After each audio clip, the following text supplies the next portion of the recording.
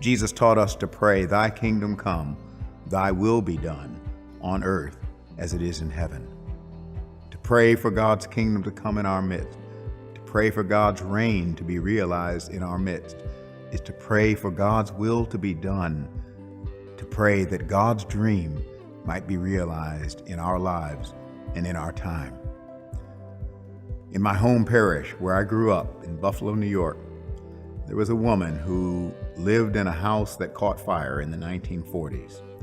She was severely damaged, she was wounded, and she spent a long time in hospitals recovering. The net result of her time in the hospital and of what happened to her because of the fire was that both of her legs had to be amputated. Her priest went and visited with her and spent time with her and helped her talk about it to work her way through all of the struggle that would entail. She was so upset that at one point she was just ready to give up. And in her conversation with her priest, she finally said, "If God would just help me have my legs again in some way, I promise that I will serve him the rest of my life."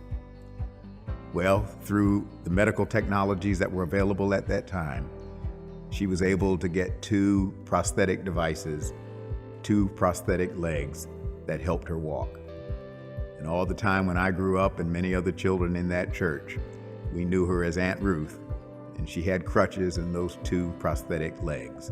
And she used to make coffee every Sunday between the services.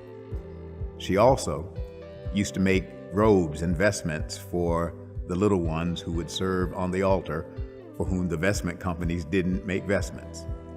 I was one of those kids.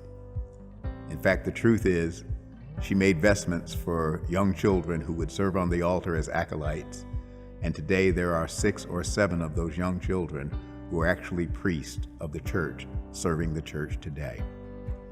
On the day I was ordained deacon, she was there, and she said to me, "God answered my prayer, because wherever you go, I go. Your legs are my legs, and God has answered my prayer.